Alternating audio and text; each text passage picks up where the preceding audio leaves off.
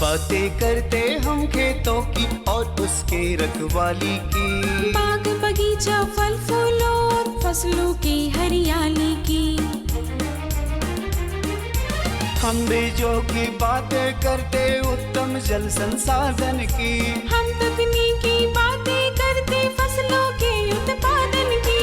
हर किसान का सपना सच हो जीवन सुखद बनाने को, गाँव-गाँव के हर आंगन का प्यारा सा ये दर्शन। कृषि दर्शन, कृषि दर्शन, कृषि दर्शन, कृषि दर्शन, कृषि दर्शन, कृषि दर्शन, कृषि दर्शन, कृषि दर्शन। नमस्कार, जोहार। मैं नमिता आप सभी किसान भाई बहनों का स्वागत करती हूँ कृषि दर्शन कार्यक्रम में। कार्यक्रम की शुरुआत हो चुकी है, तो बिना देर किए हम देखते हैं कृषि समाचार। नमस्कार, कृषि समाचार में आपका स्वागत है। मैं हूं मृदुला। आइए देखते हैं आज कृषि समाचार में क्या है खास। बीएयू ने शुरू किया समेकित कृषि प्रणाली मॉडल। सूकरों को अफ्रीकन स्वाइन फीवर से करें बचाव। राजमा की खेती के लिए अनुशंसित प्रभेद में लगाएं PDR 14। अब समाचार विस्तार से। बीएयू के कृषि वैज्ञानिकों ने किसानों के लिए समेकित कृषि प्रणाली मॉडल शुरू किया है। इस मॉडल के तहत फसल, पशुपालन, मछली पालन, मधुमक्खी पालन, मशरूम और वर्मी कंपोस्ट उत्पादन आधारित अवयव शामिल हैं। पशुपालक भाई सूकरों को अफ्रीकन स्वाइन फीवर से बचाव के लिए साफ सफाई पर विशेष ध्यान दें। एक सूकर फार्म में दूसरे सूकर फार्म में सूकरों को आने जाने पर रोक रखें। सूकरों का चारा पानी रोज बदलें। साथ ही सूकरों की खरीद बिक्री नहीं करें। यदि सूकरों के पेट, छाती और कान पर नीला या लाल धब्बे का निशान दिखे, पतला दस्त हो और बुखार हो तो तुरंत नजदीकी पशु चिकित्सक को सूचित करें ताकि समय पर इलाज किया जा सके। किसान भाई फ्रेंच बीन की खेती के लिए बेहतर उत्पादन लेने के लिए खाद और उर्वरक की मात्रा का ध्यान रखना जरूरी है। जुताई के समय 200 से 250 क्विंटल कंपोस्ट, साथ ही रासायनिक खाद में 60 kilogram urea, 315 kilogram single super phosphate, 85 kilogram muriate of potash प्रति हेक्टेयर की दर से प्रयोग करें। जैसे अच्छी उपज लेने के लिए हमारे जो फ्रेंच बीन का खेती में आपको अंतिम जुताई के समय करीब 200 से 250 क्विंटल साड़ी गोबर की खाद की प्रयोग करना है। और अच्छा उपज लेने के लिए हमको रासायनिक खाद का भी प्रयोग करना है। 60 किलोग्राम यूरिया और 315 किलोग्राम सिंगल सुपर फॉस्फेट और 85 किलोग्राम म्यूरेट ऑफ पोटाश प्रति हेक्टेयर के दर से मतलब 2.5 एकड़ में प्रयोग करना है। और बुआई के 1 महीना बाद जब हम निकाई गुड़ाई करके मिट्टी चढ़ाने जाते हैं उस समय टॉप ड्रेसिंग के रूप में और 60 किलोग्राम यूरिया हम जाड़ से थोड़ा दूर प्रयोग करके फिर मिट्टी चढ़ा देंगे। यदि बारिश नहीं होता तो हम सिंचाई कर देंगे।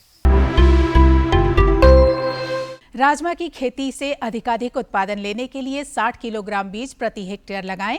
कतार से कतार की दूरी 30 सेंटीमीटर और बीज से बीज की दूरी 15 सेंटीमीटर रखें। बेहतर उत्पादन के लिए अनुशंसित प्रभेद में PDR 14 लगाएं। राजमा की खेती के लिए 2 से 3 बार देशी हल से खेत की अच्छी तरह जुताई करके पाटा चला दें। राजमा की खेती में पानी का जमाव नहीं होना चाहिए। बुआई से पहले बीज को राइजोबियम कल्चर से उपचारित जरूर करें। किसान भाई टाण जमीन में फसल की निकौनी के लिए पेग हो नामक कृषि यंत्र का प्रयोग कर सकते हैं। इसकी कार्यक्षमता 18 से 20 डिसमिल प्रतिदिन है।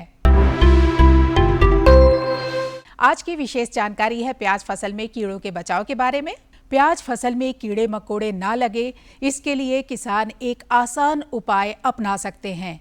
किसान भाई प्याज फसल लगाने से 30 दिन पहले 250 वर्ग मीटर भूखंड की दर से खेत के चारों ओर मक्का फसल 2 पंक्तियों में लगा दें। इसके बाद मक्का फसल के घेरे के अंदर प्याज लगाएं। फसल में कीटों का प्रवेश रुक जाएगा। और अब एक नजर राज्य के 5 प्रमुख शहरों के मौसम के मिजाज पर।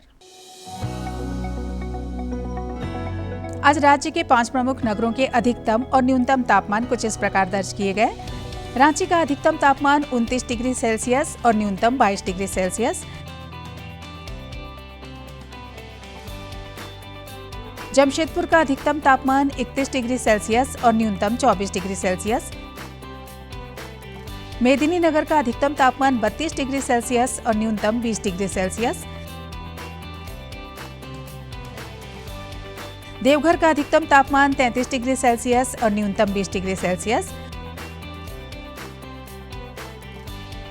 और धनबाद का अधिकतम तापमान 29 डिग्री सेल्सियस और न्यूनतम 23 डिग्री सेल्सियस रहा। कृषि समाचार में आज इतना ही। अगले दिन अगले अंक पे फिर मुलाकात होगी कुछ ताजा तरीन खबरों के साथ। तब तक के लिए दीजिए इजाजत। नमस्कार, जोहार। अभी आप देख रहे थे कृषि समाचार, जहां खेती बाड़ी से जुड़ी ढेरों जानकारियां आपने ली। बातें यूं ही आपके साथ करते रहेंगे, लेकिन उससे पहले लेते हैं ये छोटा सा विराम।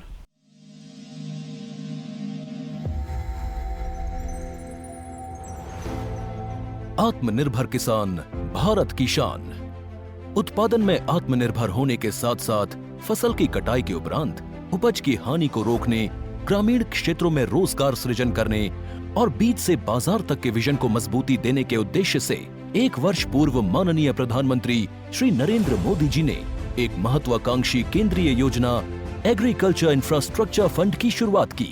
इस आधुनिक इंफ्रास्ट्रक्चर से कृषि आधारित उद्योग लगाने में एक बहुत बड़ा बदलाव आएगा और बहुत बड़ी गति आएगी।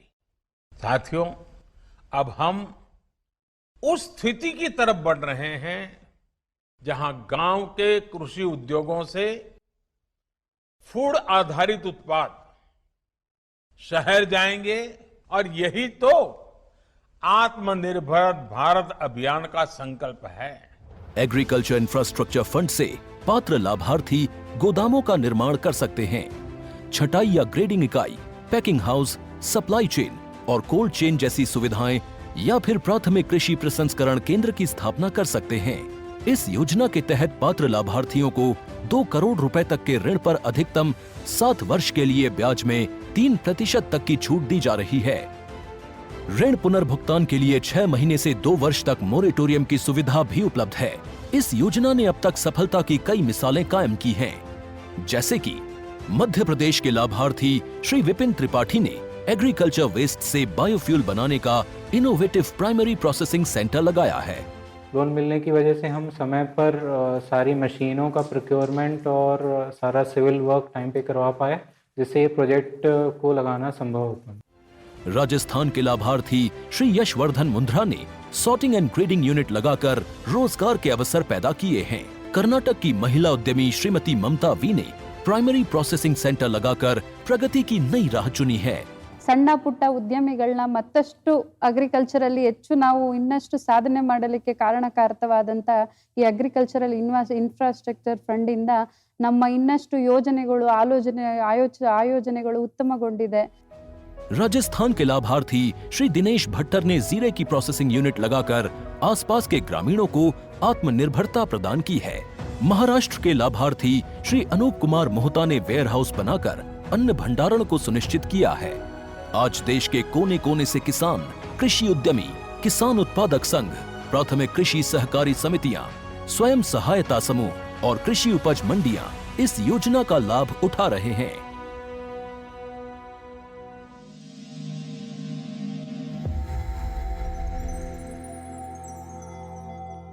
सब्जियों से सेहत बनता है, तो क्यों ना आज हम बातें करें फरसबीन की खेती के बारे में।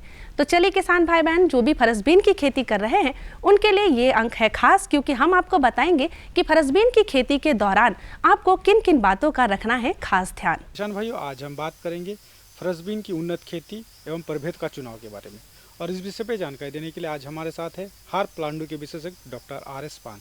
सबसे पहले आप हमारे किसान भाइयों को बताएं कि फरसबीन की खेती करनी है तो कैसे वो खेत की तैयारी करेंगे और किन किन सावधानियों से शुरुआत करेंगे। जी हाँ, जैसे सभी किसान भाई जानते हैं जो हमारा झारखंड की विशेष करके ये जो पठारी क्षेत्र की प्रमुख फसल सब्जी फसल है फरसबीन या फ्रेंच बीन, जो साल भर यहाँ खेती होता है।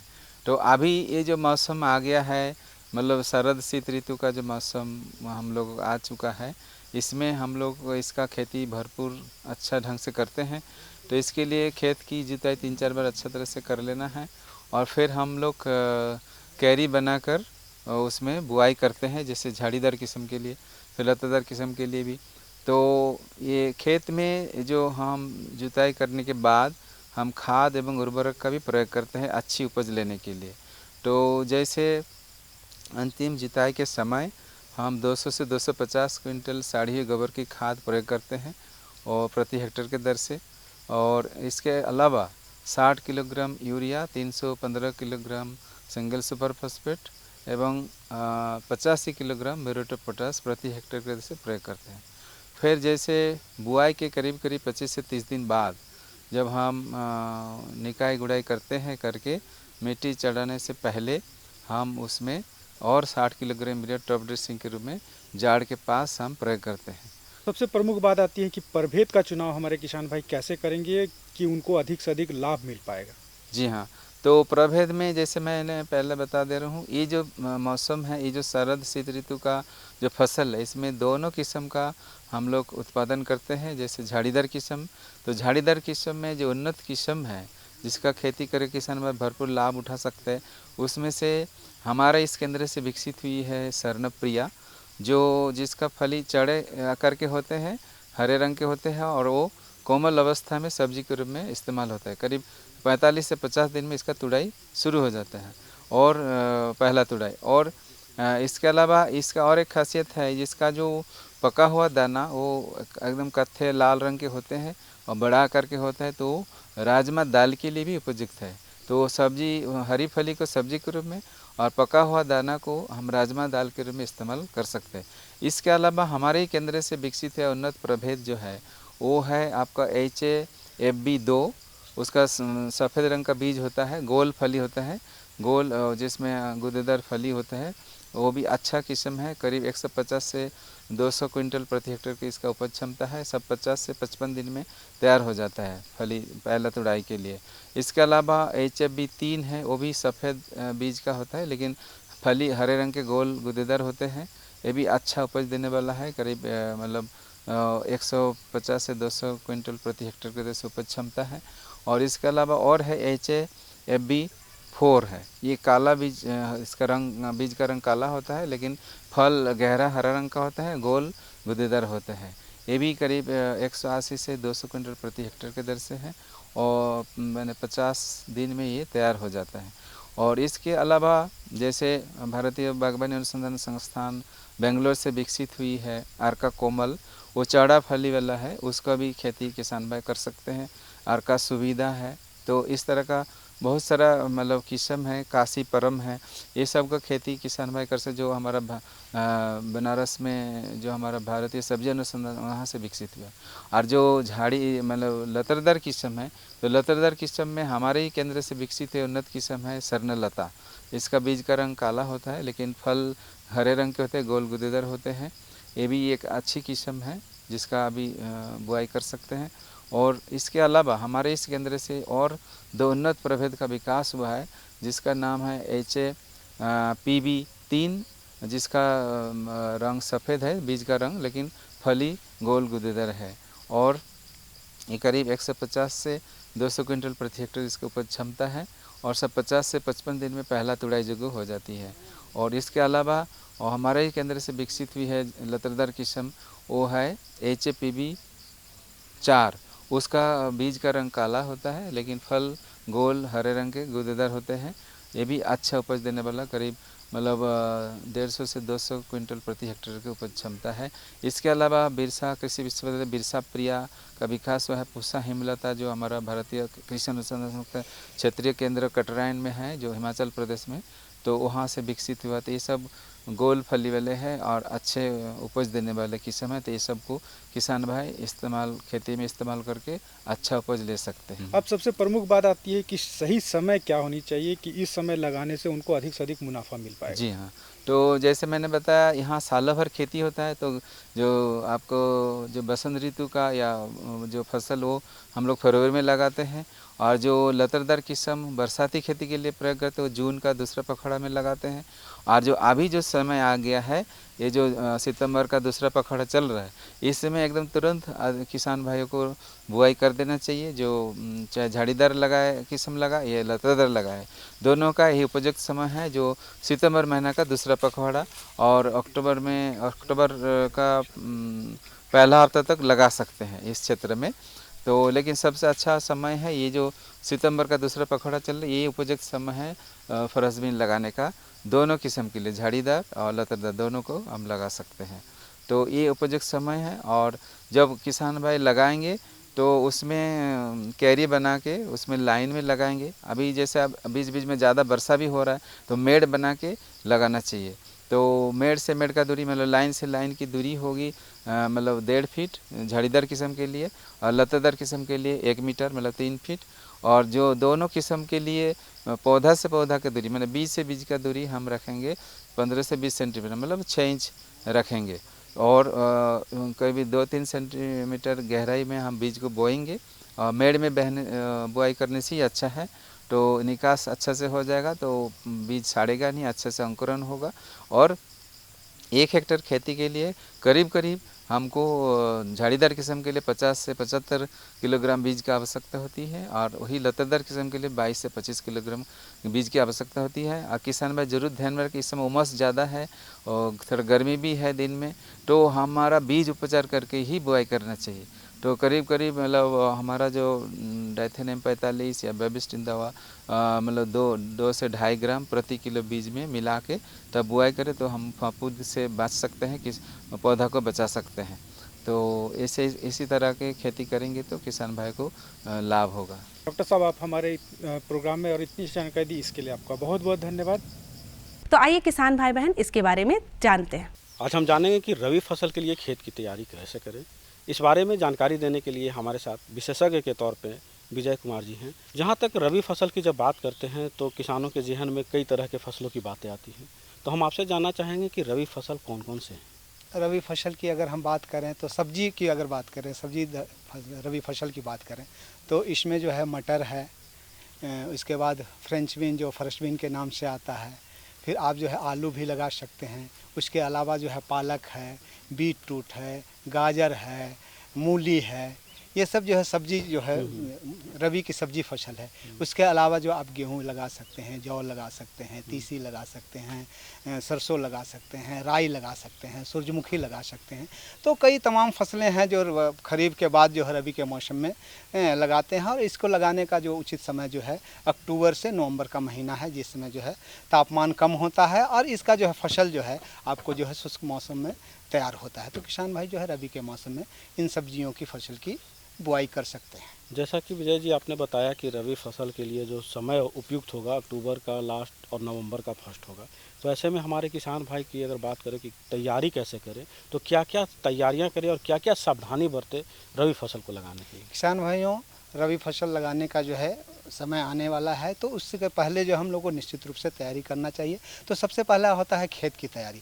तो खेत की तैयारी में किसान भाई ध्यान रखें कि खेत की गहरी जुताई करें, और जुताई से पूर्व जो है ना जो फसल लगाए हैं उसके अवशेष को हटा दें। इसलिए हटा दें कि जो फसल है उसका जो फल है वो जो सड़ेगा तो उसमें बहुत सारी जो है बीमारी जो है, बहुत सारे जीवाणु पैदा होंगे और वो जो है खेत में रह जाएंगे और फिर अगले फसल को नुकसान पहुँचाते हैं। इसलिए किसान भाइयों से हमें गुजारिश है कि जब भी खेत की जुताई करें तो पहले के जो फसल हैं उसके अवशेष को हटा लें। उसके बाद पहली जुताई जो है मिट्टी पलटने वाले हल से करें, डिस्क प्लाऊ जो होता है उससे करें। उसके बाद 2 से 3 बार जो है आप हैरो से कर सकते हैं, डिस्क प्लाऊ से कर सकते हैं, या देसी हल से जो है आप जो है खेत की जुताई करें।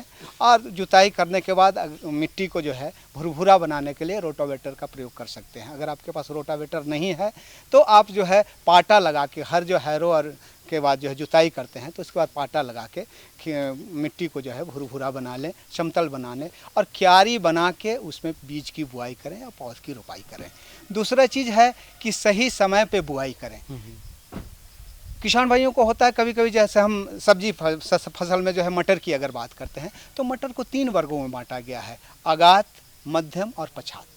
तो अगर किसान भाई समय पे बुआई नहीं करेंगे, आगात किस्म को पछात में करेंगे, पछात किस्म को मध्यम समय में करेंगे, तो उससे क्या होता है फसल के उत्पादन पर प्रभाव पड़ता है, अच्छा उत्पादन नहीं हो पाता और किसान निराश हो जाते हैं। तो किसान भाइयों से हमारा अनुरोध है कि जब भी फसल लगाएं तो उसको सही समय पर लगाएं। आगात किस्म है तो आगात के समय में लगाएं, मध्यम किस्म है तो मध्यम के समय में लगाएं और पछात जो किस्म है पछात के समय लगाएं। इसके अलावा जो है किसान भाई जो है बीजों उपचार या बीज का टीकाकरण निश्चित रूप से करें। जब भी आप बीज की बुआई करें तो उससे पूर्व जो है बीज को उपचारित करें। बीज को उपचारित करने से क्या होता है कि रोग एवं बीमारी कम आता है, जिससे फसल का उत्पादन बढ़ जाता है, अच्छा उत्पादन होता है। और इसके लिए बीज उपचार करने के लिए किसान भाई दो विधि से कर सकते हैं, रासायनिक विधि से कर सकते हैं, जैविक विधि से भी कर सकते हैं। रासायनिक विधि से अगर आप करते हैं तो एक हम लोग सुनते हैं FIR, कहने का मतलब है F फॉर फंजीसाइड मतलब फफूंदनाशक से, I फॉर इंसेक्टिसाइड मतलब कीटनाशक से, और उसके बाद राइजोबियम बैक्टर। तो तीनों से जो है आपको उपचारित करना है। पहला उपचार जो है आप फफूंदनाशक के लिए अगर करते हैं तो कार्बेंडाजिम एक दवा है, 2 ग्राम दवा को 1 किलो बीज में जो है मिला लेना है, थोड़ा सा पानी मिला के उसको जो है मिला लें और उसको थोड़ा सूखने दें। सूखने के बाद भी जो है उसके बाद जो है इंसेक्टिसाइड के लिए, कीटनाशक के लिए जो है इमिडाक्लोप्रिड जो है 17.8 ये इसी का होता है, उसका जो 1 ml दवा को 1 लीटर पानी में मिला लें और फिर उसको जो है काफ़ी मिला के और छाया में सूखने दें। उसके बाद अंतिम जो है राइजोबियम बैक्टर थी है, उसको जो है राइजोबियम कल्चर है, उससे जो है बीज को उपचारित कर लें और अच्छी तरह सुखाने के बाद ही बीज की बुआई करें। अगर किसान भाई जैविक से करते हैं तो जैविक तरल खाद जो आपको आता है, जीवा अमृत है, उसमें से जो है बीज का शोधन करके और उसको छाया में सुखाने के उपरांत जो है किसान भाई बीज को अगर लगाते हैं तो उससे उत्पादन अधिक होता है। उसके अलावा जो है किसान भाइयों को फसल चक्र अपनाना चाहिए।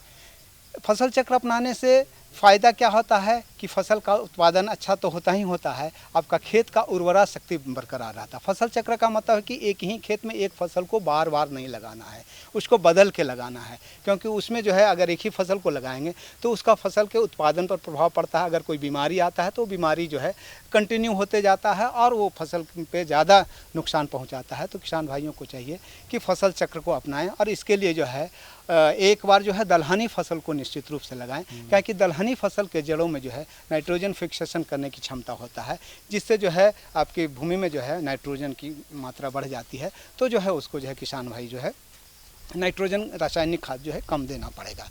इसके अलावा जो है सिंचाई के लिए जो किसान भाई जो है उन्नत तकनीक का प्रयोग करें, जैसे फव्वारा विधि से करें या जो है ड्रिप इरिगेशन से करें। इसका अगर प्रयोग करते हैं तो कम पानी में जो है आपको जो है अच्छा जो है उत्पादन। आपसे यह भी जानना चाहेंगे कि झारखंड के प्रदेश की अगर बात करें तो इस बार की बारिश आगात में नहीं हुई और अभी रुक रुक के बारिश हो रही है, तो ऐसे में हमारे किसान भाई जो तैयारी करेंगे उसमें तो आपने कहा कि कौन कौन सा मशीन यंत्र का यूज करेंगे, लेकिन अगर फसल लगाने की बात करें तो कौन सा फसल लगाएंगे कि बेहतर उत्पादन होगा, चूँकि उनकी ज़मीन परीत अभी रह गई है। किसान भाइयों, अगर हम सब्जी फसल की बात करते हैं, रबी की फसल, तो मटर का जो है एक आगात किस्म है जो अर्केल के नाम से आता है। तो अर्केल के अगर किसान भाई जो है अभी बुआई कर देते हैं तो निश्चित रूप से उनको अच्छा फसल मिल पाएगा। उसके अलावा जो फ्रेंच बीन का जो है हमारे पास बहुत सारे, हमारे अनुसंधान केंद्र से बहुत सारे किस्मों का विकसित किया गया है, जिसमें HAFB4 है, HAFB2 है, वो उसको अगर लगाएं तो निश्चित रूप से किसानों को उत्पादन होगा। लेकिन किसान भाई को एक चीज़ ध्यान में रखना होगा कि किस्मों का चुनाव के समय जो है ना आगात और पछात, जैसे हम फ्रेंच बीन की, फरसबीन की अगर बात करते हैं तो फरसबीन की 2 किस्में होती हैं, एक लत्तीदार एक झाड़ीदार। लत्तीदार लगाने का समय जो है बरसात के मौसम में, खरीफ का मौसम है। अगर किसान अभी लगा देते हैं तो निश्चित रूप से उनका उत्पादन नहीं होगा, तो इस पे ध्यान देना। अभी जो लगाना है वो झाड़ीदार फसल लगाने का समय है, तो झाड़ीदार का जो HAFB2 है, HAFB4 है, काफ़ी अच्छी गूदेदार है, तो इसको भी फ्रेंच बीन भी लगा सकते हैं। आलू भी लगा सकते हैं, आलू की भी जो है लगाने का जो है आगात किस्म है, चंद्रमुखी जो है, ज्योति है, ये सारे किस्मों को किसान भाई जो है लगा के जो है। किसान भाइयों, आपने देखा कि हमारे विशेषज्ञ ने कितनी अच्छी बातें बताई कि रबी की मौसम की खेती के लिए खेत तैयार कैसे करें और कौन सा फसल लगाएं जिससे कि उत्पादन आपको ज़्यादा होगा और आपकी आर्थिक स्थिति में सुधार होगा। आप हमारे इस कार्यक्रम में और इतनी अच्छी और महत्वपूर्ण जानकारियाँ दी, इसके लिए आपका बहुत बहुत धन्यवाद। किसान भाइयों, जोहार। देखा ना किसान भाई बहनों, आज के अंक में इतना ही। अब समय हो गया है आपसे विदा लेने का। जाने से पहले फटाफट निकालिए कॉपी कलम, क्योंकि आपको हमारा पता लिखना है। हमारा पता है कार्यक्रम कृषि दर्शन, कृषि प्रकोष्ठ द्वारा केंद्र निर्देशक, दूरदर्शन केंद्र, रातों रोड, रांची। पिन संख्या 834001। अब आप मुझे और हमारी कृषि दर्शन टीम को विदा दीजिए। जोहार।